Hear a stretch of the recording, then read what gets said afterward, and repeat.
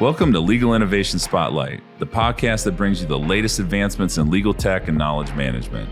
I'm Ted Theodoropoulos, and I connect with the industry's brightest minds to provide you with valuable insights and actionable takeaways. So sit back, relax, and let's dive in. Jen Leonard, how are you this afternoon? Hi, Ted. I'm so good. Thank you for having me on. How are you? Of course. I'm doing great. It's Friday, so weekend's around the corner. I've just got this podcast and a sixth grade band concert between me and the weekend. So, nice. What instrument? Clarinet. Nice. Yeah. Nice. Classic. Yep. So it should be fun.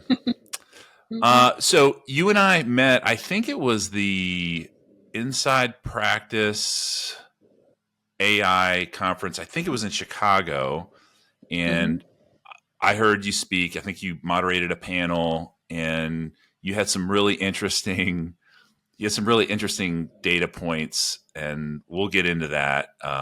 But that's kind of what inspired me to reach out, and I thought you're a great communicator. I definitely wanted to get you on the podcast. So I'm glad you're here. Thank you so much. I'm delighted to be here. I'm glad we connected, and I'm glad I said something valuable. It's not always the case. So you've got an interesting background. So you're a podcast host yourself. I think of more than one. You're founder of Creative Lawyers. You're a law professor. Why don't you give us just kind of a 20,000 foot view of your background and what you're up to today? Sure. Well, I started out as a very traditional lawyer, as a litigation associate in a mid-sized law firm. Moved over to work for our city government here in Philly as the chief of staff of the law department, and got to see what municipal legal work looks like, which was awesome. I met my husband there, and he refers to it as being an emergency room lawyer. You never know what's coming through the door, and it's always interesting. But I also got to see what it was like to be a client of law firms, as we had many outside firms that supported us. And so eventually I came back to Penn Law, which is where I graduated from, to build a law student professional development program that aimed to teach law students the very skills that I saw going into exceptional client service.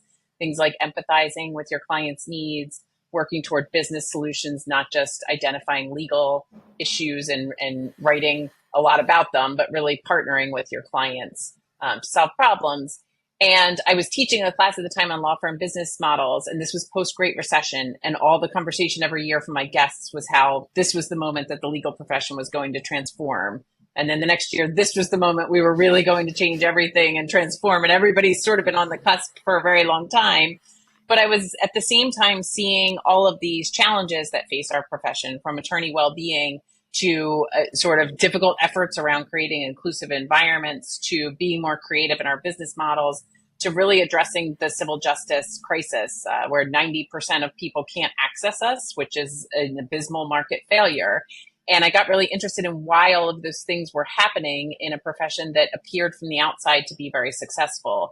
And so I took on a role at Penn as Chief Innovation Officer and Executive Director of the Future of the Profession Initiative, to learn from other schools around Penn, particularly design, engineering, and Wharton, about how other industries have transformed themselves and what we as lawyers can learn as a result. And now I left about a year ago to start my consulting company full-time, or to continue growing one that I had started building when I was at Penn, to really work with stakeholders across the profession to teach them frameworks I learned from other industries around design thinking, creativity, empathetic client service, and business transformation. So that's what I do now, working with law firms, corporate legal departments, courts, and law schools to think about those things. And I host two podcasts, one for Practicing Law Institute and one with the president and CEO of the American Arbitration Association, the amazing Bridget McCormick. She's great. Yeah, you guys have a good dynamic. I enjoy your content. Well, you've got your work cut out for you, because when I hear innovation in legal and in higher ed, I mean, that is a double whammy. Neither space is what I would consider really ahead of the curve. In legal, I write about legal innovation quite a bit. I spent 10 years at Bank of America in financial services, and I think financial services is one of those industries that it is ahead of the curve. Really, just you kind of have to compete in that space, and given the regulatory environment and the regulatory scrutiny that financial institutions face, they really have to be creative and focused on business transformation, or they can have massive failures. Anti-money laundering and others. So yeah, but what stuck out when in your introduction there, and something that you and I talked about the last time we chatted, was that human-centered approach to technology integration. And you talked about empathizing with end users and tech teams. Explain a little bit about what you mean by that. Yeah, absolutely. And before I do, I'd just like to comment on the idea of innovating in tough spaces. I think, I've learned a lot from innovation research around why it's so hard to change. And very frequently, a lot of the models that we find challenging to change started out themselves as innovative models to solve a problem that existed at the time. This is all the research from Clayton Christensen.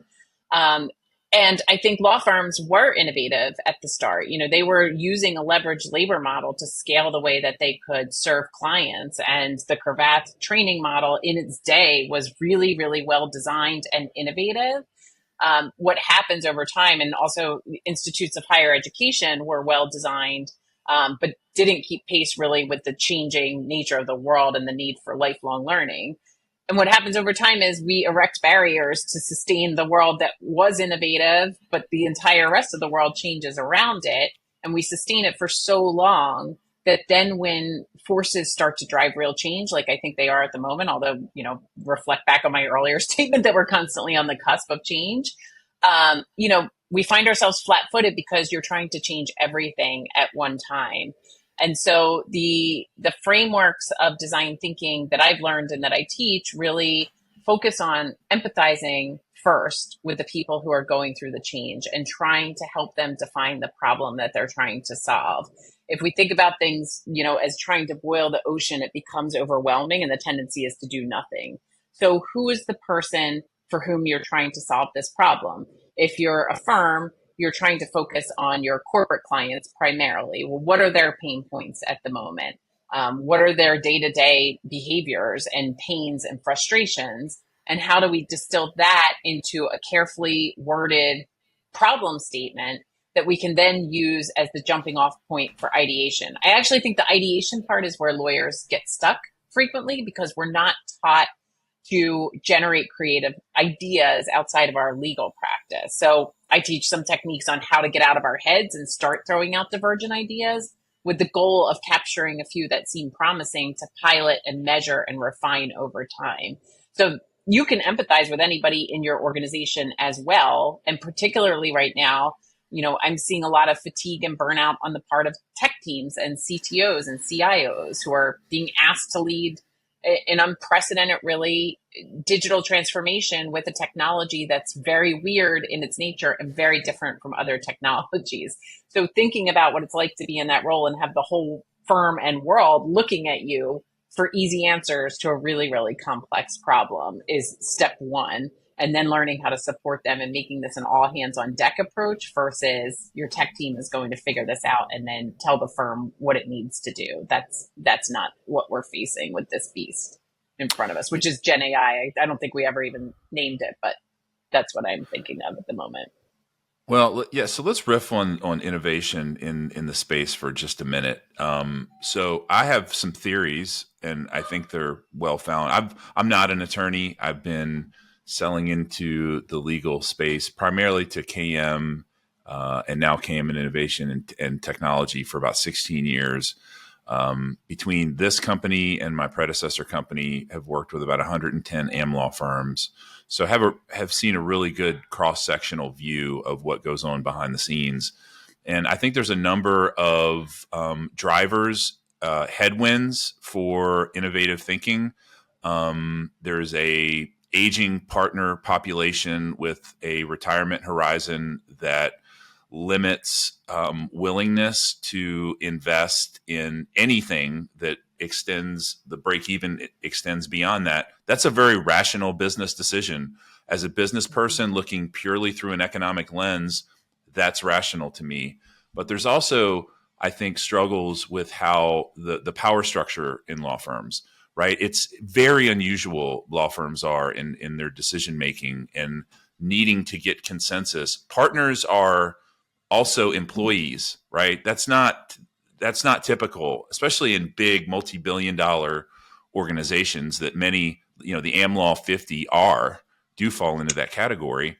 And gaining consensus among divergent interests and retirement horizons, and I think just in general, attorneys were kind of right brain, left brain, aren't always the really strong on the language and communication.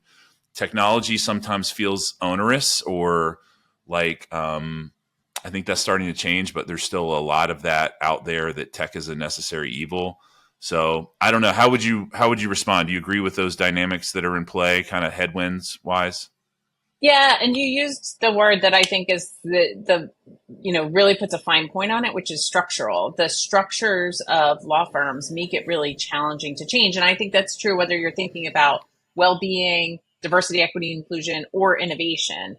All three are fighting against structures that produce certain outcomes, and that's really difficult. And I think, like you said, in a partnership model, when you have hundreds, maybe thousands of people who own an organization together, it makes it incredibly difficult to come to any decisions. And I contrast it when I work with corporate legal departments, which strike me as very different in nature. I think because of the structures, it seems to me that general counsel have an easier time setting a tone, creating a shared vision, and driving their team forward. They're also influenced by the really pragmatic business needs of the people who are sitting right next to them in the C-suite. And so there is a more integrated approach to thinking about what their legal services are actually supporting. And you referenced some of the rational business decisions that you're making in a law firm. When you're on a year-to-year partnership model and you're not seeing, a return on investment in very expensive technology for 5 to 10 years down the line, and you have partners who've put up capital and expect a return at the end of every fiscal year, that makes it very, very difficult to build a case for tech investment. And right now, you have such an active lateral market. And I say right now, it's really been that way for the last decade. So the fear is, if you ask the partners to contribute even more to tech investment, your leading business builders can walk out the door and down to another firm.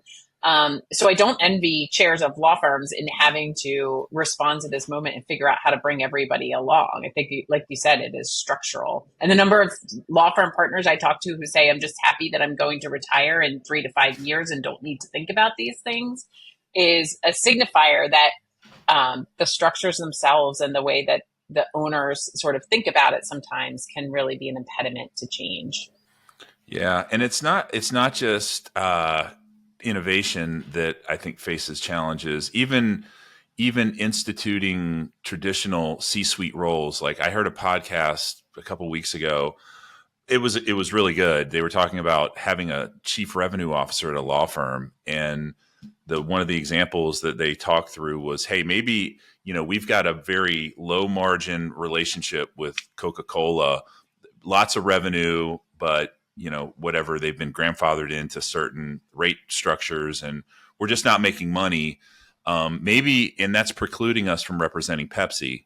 And maybe as a chief revenue officer, I can make a trade-off. And I literally laughed out loud, which I don't, people LOL all the time, but I laughed out loud. Like, that's funny to me that some CRO is going to walk into a senior partner's office and go, hey, that relationship you've been building 10 years with Coca-Cola. Yeah, we're going to kill that. And then, John down the hall has a relationship with Pepsi. We're going to leverage that. Like, that will never happen.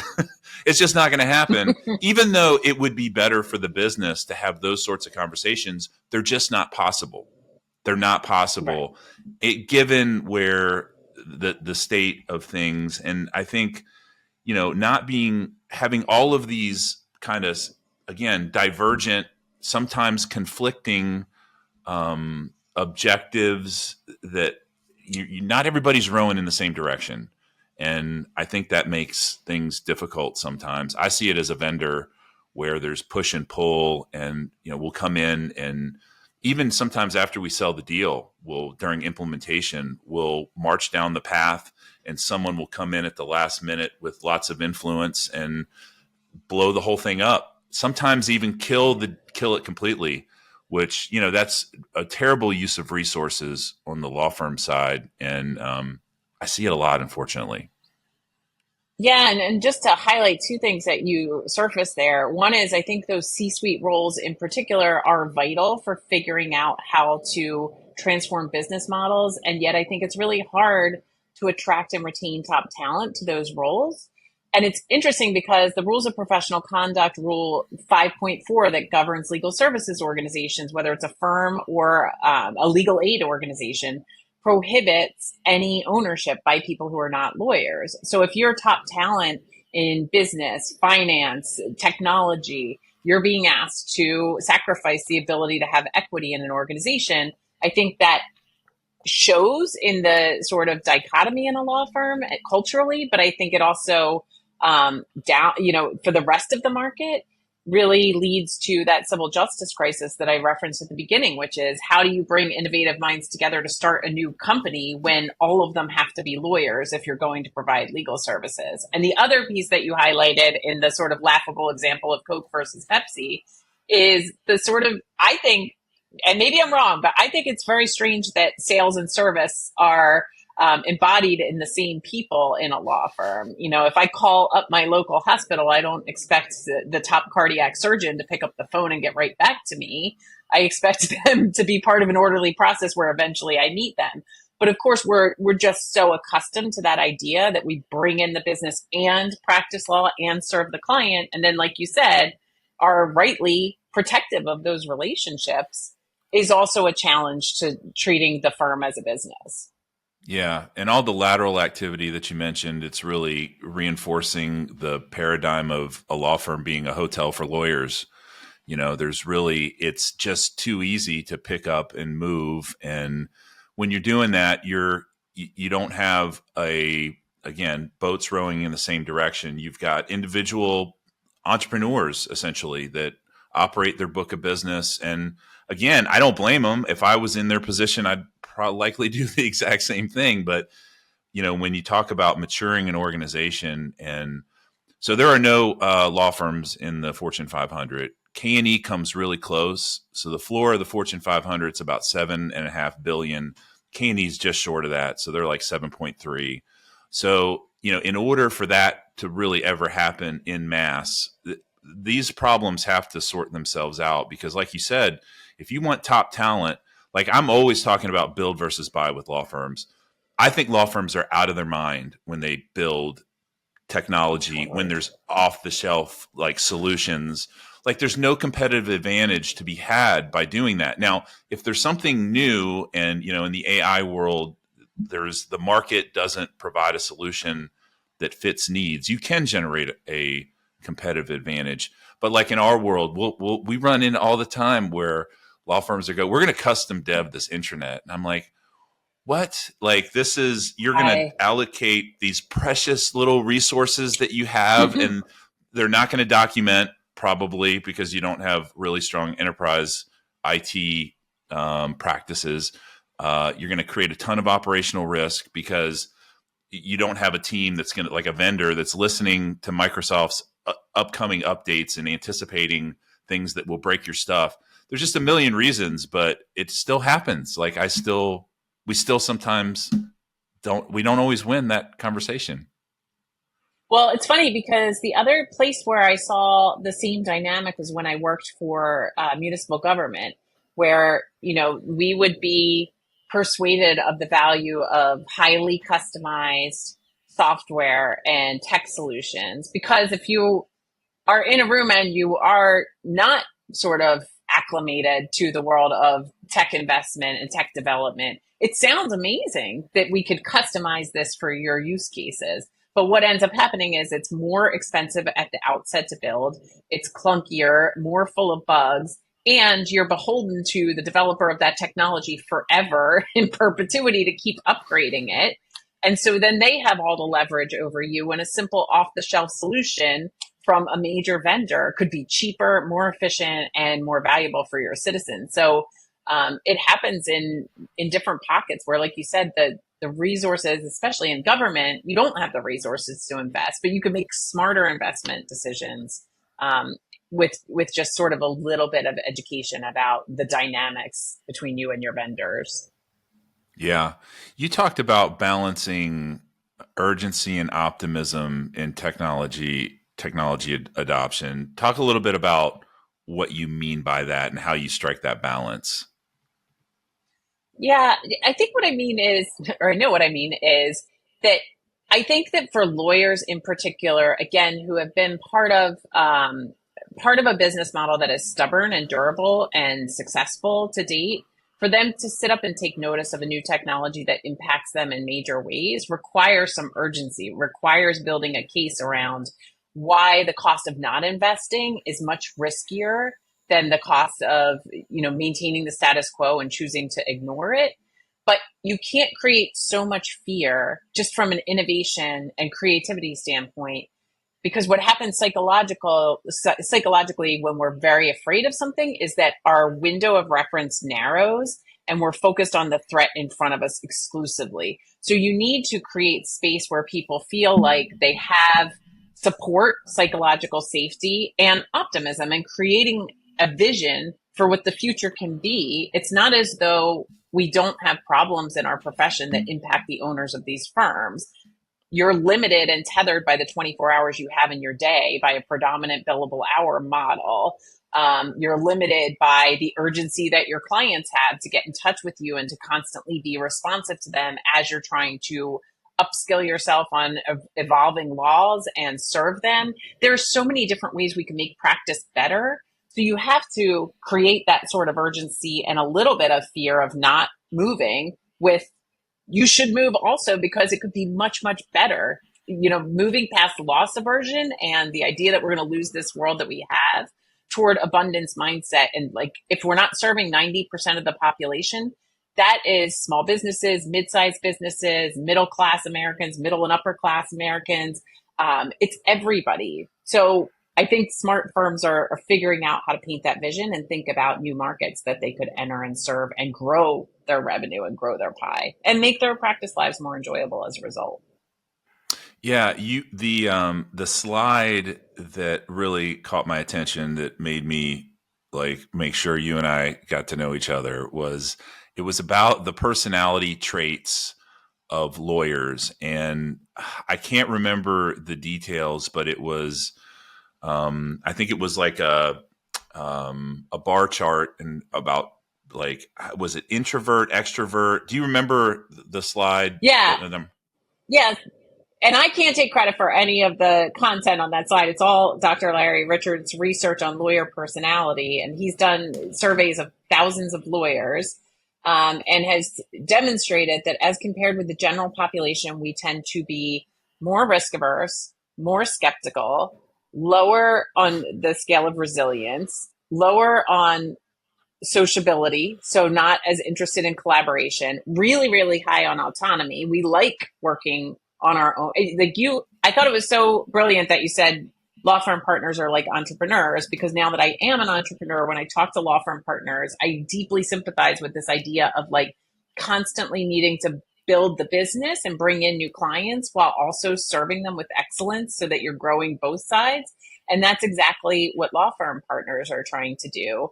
So they are autonomous entrepreneurs in a lot of ways. But if you think about what the skills for the future are, I use this research that just came out from Marty Seligman at Penn and in his book with Gabriella Rosen Kellerman, Tomorrow Mind. The traits that we need to survive and thrive in a rapidly changing world are prospection, which I think lawyers do really well because we can spool out risk, but prospection also of optimistic futures, resilience, innovation and creativity, developing social connection and rapid rapport with your colleagues, and finding meaning and mattering in your work.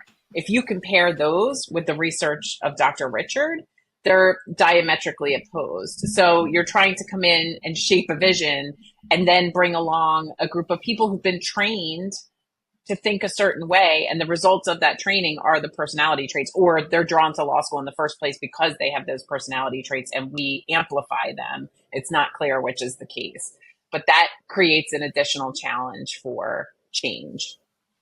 Yeah, I know. So when I said you had your work cut out for you, focusing on innovating in higher ed and legal, I mean, we are InfoDash is essentially a legal collaboration platform, and that's almost a oxymoron like jumbo shrimp and military intelligence. It's like there's a lot there is a lone wolf mindset that's still prevalent out there in the industry, and like getting lawyers to profile documents and enter their opportunities in CRM and their valuable their Rolodex.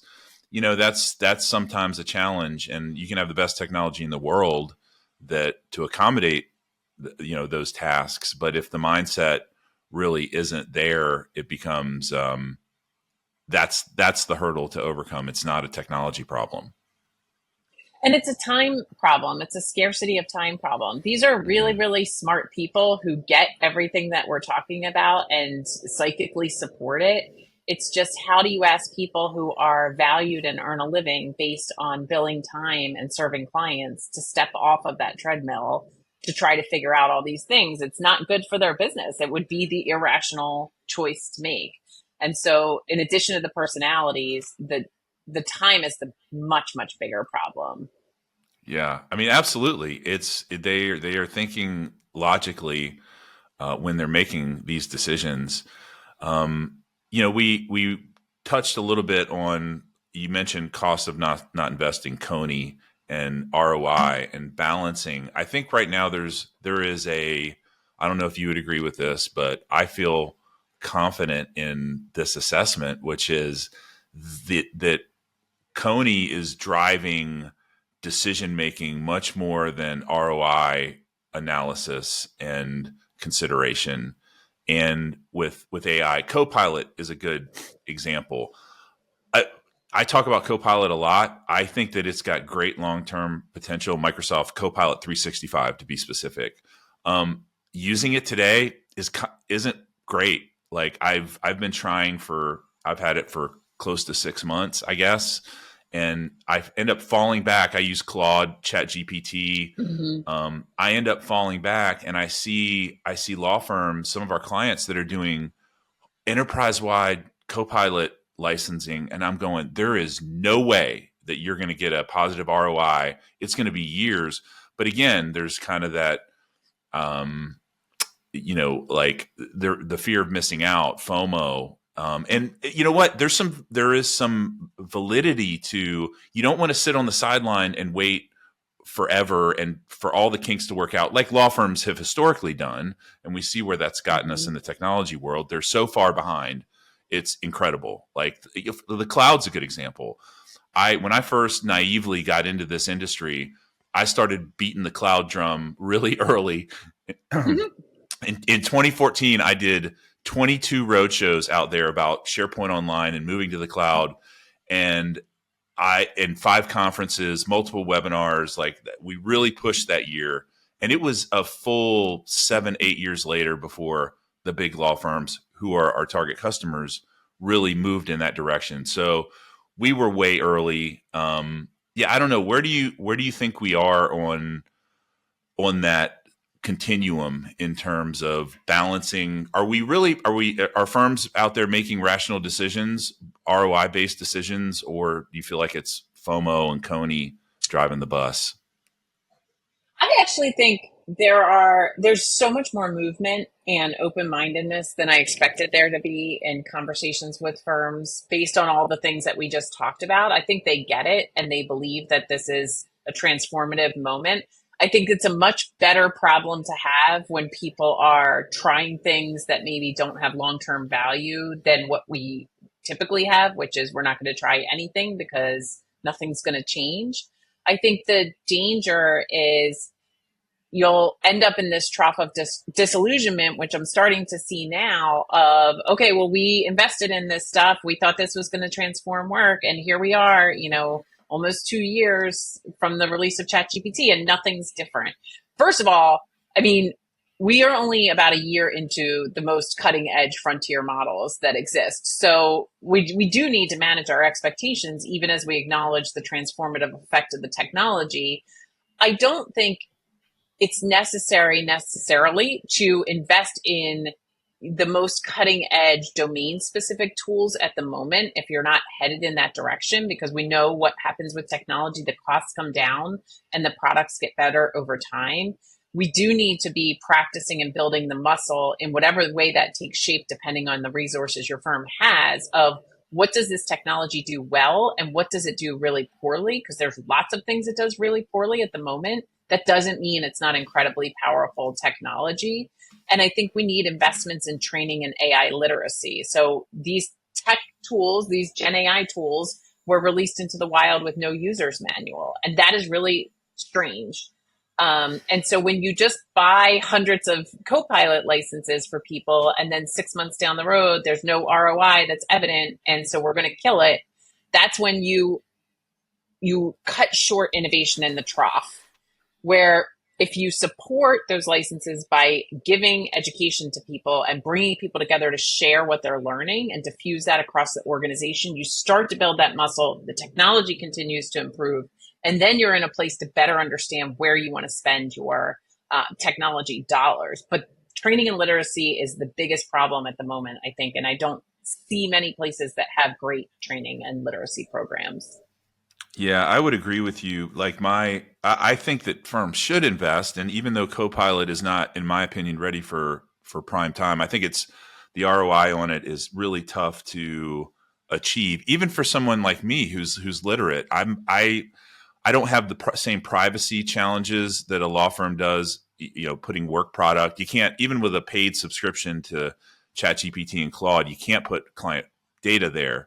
So Right. you're almost kind of forced to either build your own wrapper on top of an enterprise OpenAI subscription, kind of like Gunderson did with ChatGD, or use something like Copilot. But Copilot is actually pretty clumsy to use in the apps. Like, I've asked it to do Mm-hmm. very simple things. Like, from Outlook, I categorize all my meetings into custom categories based on the Covey quadrant: important, urgent, not important, not urgent. And then a very simple command prompt, which is categorize my calendars by custom category and give me a total at the end of the week. It can't do it. It Yeah. wants to create its own categories. It reads the title and wants to create. Now, again, they're going to fix that. It's just going to take a little bit of Right. time. So I would say rolling out incrementally is the way. And like you said, proper training and support. A It's level it's setting for your mandatory. whole firm. Like, Yeah. you need basic introductory content for everybody, and then ongoing ascending sort of levels of sophistication as you're building. And it's weird, you need top down support from the very leaders of the firm, but you need localized understanding of how it impacts individual roles, because every single person is going to be able to use it differently. And then, like I said, you need time to play with it, which is the biggest problem on the timekeeper side of the firm for sure. But I also think right now, at least for me, I also use Claude and ChatGPT. I'm leaning a lot more on Claude than I used to, and I find it much better for creative ideation, strategizing, thought partnership than like a precision oriented activity. And most practice side work is precision oriented. So when a law firm partner uses it, there's disappointment, understandably, if it's not able to do something that precise. Like you said, I think the technology will continue to get better at those types of tasks, but finding ways to use it now as your brainstorming partner, I save hours a week by using it for lots of different things that wouldn't be sensitive, even in a law firm context. But I think, Yeah. again, like educating the partners on using that in that way, and then sharing the results is key. Yeah, there are plenty of business of law related activities that you can use the public models for today. This something that has saved me so much time and pain is related to this podcast. So before every podcast, you've been through the process with me. I have a 30-minute planning call and we talk about what we're going to talk about. I record the call and I download the transcript and I load it into Claude, usually Claude, and I say, Mhm. I use some verbal. I've learned to use some verbal cues in the conversation so that Claude can figure out what the main topics are. But I say, build me a 3-topic agenda with 4 sub bullets each. That used to take me. I used to have to listen and then hit pause. I Take some know. notes, and it does it. It's not flawless, but I mean, it gets me 80% there, which is amazing. It's not flawless, but if you are the co-intelligence and you're the expert, it makes it like if I were going to try to read an MRI, for example, I would be useless. I'm not trained to do that. And I'm sure that the AI is probably like close, but needs somebody who's trained to read it. That's when it works the best. And I'm the same as you. Although your podcast production is amazing as on the user side, it's incredibly streamlined and efficient. And I see how you leverage the technology, which allows you to host more conversations and scale your work, which is the goal. But any expert will benefit more from working with it than a novice. And that's why I'm so concerned. I think law firms will figure out the business challenges. I'm much more concerned about what happens to new lawyers who aren't expert, whose jobs potentially are threatened by technology like this, and who need to be upskilled in new ways, starting in law school and then continuing into their firms. Well, thank you for that. Yeah, I do really try to automate and streamline as much as we do one of these every week, and I love them. I never had on my bucket list to host a podcast, but I saw a gap in the market. There's really not a lot out there for KM and innovation, and there's a few. I mean, there's a few good ones out there. Pioneers and podcast or Mm-hmm. Pioneers and Steve Pathfinders. Poor. Steve Poors is great. Geek and Review, but it's neither one are really kind of KM and I focused. So I did this. Everybody thinks it was purely a marketing initiative, but I learned so much from having conversations with smart people like you in this kind of format that it has made me a better professional. Um, Yeah, so I think it's a great format, but also time consuming. So finding ways to get the substance out of it and you know the juice out of it without as much squeeze is a smart thing to do. And so I think that's where the value at the moment is finding those rote tasks that just take you ages to do and don't add any value for anyone. that is such a good segue into another thing you and I talked about, which is how all of this innovation AI is going to impact junior lawyers and like the traditional learning models in the industry, right? Like clients have subsidized a lot of junior associate development, right? And the whole concept of leverage points to that. Like what's the future going to look like if leverage is going to go down, right? I don't see a way that that's anything other than that is the outcome, because if you can do more legal work with less labor, that naturally, unless you have an unlimited pipeline of new work, which I don't know anyone who has an infinite pipeline, leverage is going to decrease. How is this going to impact junior lawyers and traditional learning models? I think it's the biggest question that the field faces, much bigger than the business questions that we talked about at the beginning. And I think there's a lot of magical thinking that goes on that I hear, like the third year of law school will now magically become this transitional year where schools partner with employers and they develop lots of project based learning. Or, the first years and the second years and third years will now have more interesting roles where they're engaging with clients directly and doing the things that they came to law school to do. I mean, your LOL moment about Coke and Pepsi, that's my LOL moment about putting a first year in front of a client. I mean, I worked in a law firm and I understand the dynamics. You're not ready to talk to a client yet when you're at that stage. And if you're the relationship partner, you certainly don't want a first or second year as the face of the firm for the client.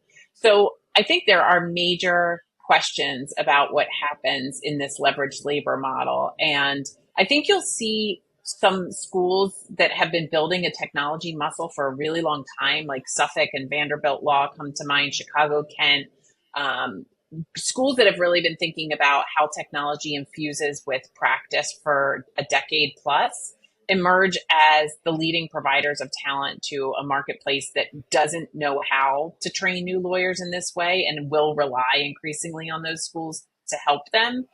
I think for schools that are averse to technology training, or don't think that it's part of their responsibility, I think that those schools students at the application stage should be asking questions about how their schools plan to respond to emerging technologies and the changes afoot, and really this is the advice I give to pre-law students, including my own stepdaughter, is like, go beyond the marketing, go beyond what they're talking about, and ask, like, which classes specifically do you offer that are responsive to this moment? There was an ABA study a few weeks ago of law schools and how they're responding to the AI moment. And somebody sent it to me, and when you first look at it, it looks like every law school in America has 35 classes on generative technologies and how it impacts practice. But then when you drill down and look at the study, only 29 schools out of about 200 responded to the survey at all. And I suspect that those are the schools that have been doing this for a long time, and the other schools didn't respond. I think generative and emerging technology should become a required first year course for every law student in the country to just get an understanding about how technology will shape their worlds. But I also know how long that would take to get through a curricular committee. And so my advocacy has been for people who teach legal practice skills, legal research and writing, any course that you teach, if you can infuse this understanding for your students and be vulnerable enough to say to your students, as Bridget and I did, because we co-teach a class on this, we also don't have the answers. Like, we are learning alongside you. And if you're willing to go on that journey with us, we welcome it. We'll create structure, but everything's going to change as the course unfolds. We have found that our students really respond well to that and are excited about the opportunity to build a course together. But that, again, it's almost like the law firm personality traits. Professors don't like to say we're not sure exactly what the answers are or where we're headed, but come with us anyway. So you're seeing sort of a shift in mindset there, or you'll need to see. And the other thing I think that will happen is a talent war among law firms for people who understand the technology and how it will change practice, understand the skills that new lawyers need, and understand how to teach it in a compelling, effective, time efficient way. That if I were a chair of a law firm, I'd be looking for exactly that person and paying them well to come teach my new associates all of these things. And there's a huge dearth of talent with those combined perspectives out there. So huge opportunity too for those who have that combined skill set. Well, I'm glad to hear that it's top of mind. My undergraduate degree was in math and UNC Chapel Hill, and then I got an MBA, executive MBA at UNC Charlotte in the late 2000s, and I had a professor who was still using overhead projector slides from the 1970s. It was unbelievable. It was not a good experience, honestly. My MBA was in the entrepreneur activities that I'm engaged with was next to useless. I could have learned most of what I needed to learn on Khan's Academy or YouTube. There was some accounting but yeah, it was really, I was shocked at really how useless it was. And now if you're going to go work in an investment bank, there were, and it was really, I just felt like they didn't keep up. It sounds like the law school world is focused on, at least a segment of it is focused on keeping up with these changes that are happening in the world. Is that true? I think a segment, but I think there needs to be so much more energy around it. And again, you go back to those structures that we talked about at the beginning, and you read any of the history of legal education, it was very, very intentionally divided around that cravat area between thinking like a lawyer, which they will teach you in school, and practicing law. And we've made a lot of advancements. We have clinical programs. We have legal practice skills. We're starting to see more interdisciplinary work and project-based learning, but there's so much more that we need to do. And I think the pace at which we're changing will not be sufficient to meet the moment where we're headed. I think, like you said, yes, maybe today you're prepared with a skill set that will add value to a firm, but 5 years from now, when leverage changes and the people who will occupy those entry level roles will need to be engaging with technology in a totally different way. I don't think that we're prepared for that, or I think most law schools are not prepared for that moment. But Yeah. again, huge opportunities for the ones that take advantage of the moment, maybe to compete with the T14 in entry level hiring with law firms. And on the flip side, law firms have a great opportunity to be more expansive in the way that they think about hiring, and drawing a more diverse pool of candidates to their firm with different skills that are really valuable now.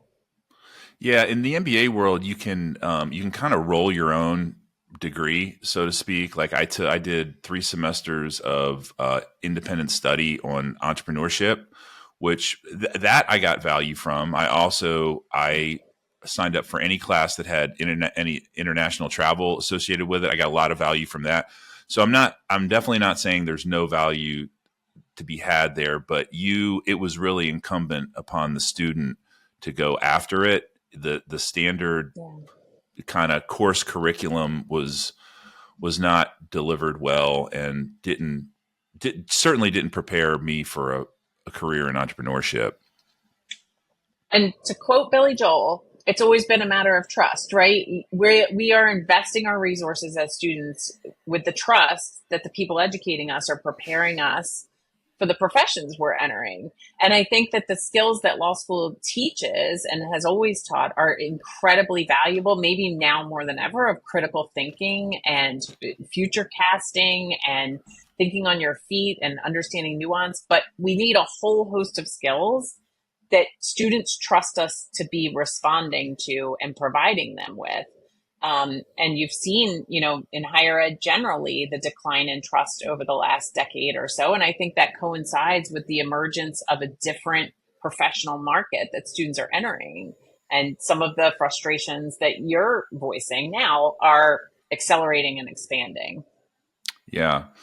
Well, we're running out of time. This has been such a fun conversation. This is a quote from Bill Gates, and I'm probably going to butcher it, but I think I can get the general gist, which is, I think it was Bill Gates who said that we dramatically overestimate what a technology can accomplish in a year, but grossly underestimate what it can accomplish in 10 years.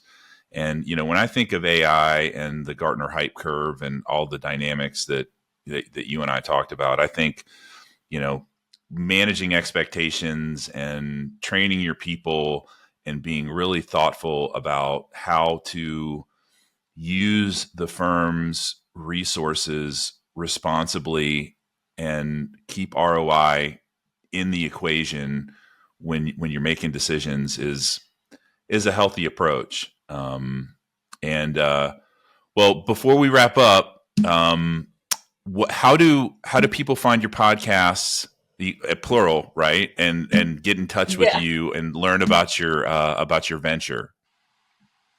Yeah, sure. So I'm on LinkedIn. I also have a website, creativelawyers.net. And the website links to the Practicing Law Institute podcast. And you can find Bridget and me wherever you get podcasts. It's 2030 Vision, AI and the Future of Law. We're also on YouTube. So you can find the PLI podcast is called Fast Tracked Emergent Issues in the Legal Profession. So you can find it either on podcast suppliers, or find them on LinkedIn or my website or YouTube. Well, Feels you like guys we're do it. everywhere.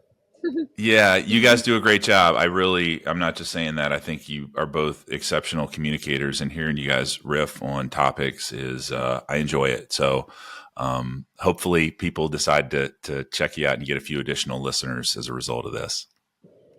Thank you. Same to you. And I'm lucky to get to partner with Bridget to do anything. Walk her dog. I'd be thrilled to do it. So getting to host a podcast and teach classes with her is just the professional gift of a lifetime. Well, good stuff. I really appreciate your time. And are you going to be at ILTACON, or are you doing any TLTF? I'm not. No. Sadly, I will not be. I'll be at WIPL in September, but I don't know that you'll be the Women in Influence and Power in Law. Maybe Yeah, not. probably not. But hopefully we'll run into each other at another conference. And I I'd love have every confidence that we will. Yeah. Well, good stuff. All right. Well, I appreciate your time. Have a great weekend, and we'll hopefully chat soon. Sounds great. You too, Ted. All right. Thank you. Thanks for listening to Legal Innovation Spotlight. If you found value in this chat, hit the subscribe button to be notified when we release new episodes. We'd also really appreciate it if you could take a moment to rate us and leave us a review wherever you're listening right now. Your feedback helps us provide you with top-notch content. Want to dive deeper into the world of legal innovation? Connect with us online at getinfo-.com, where you'll find additional resources and articles.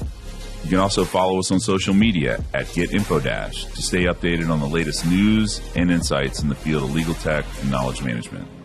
Once again, thank you for joining us today on Legal Innovation Spotlight, a fireside chat series hosted by InfoDash.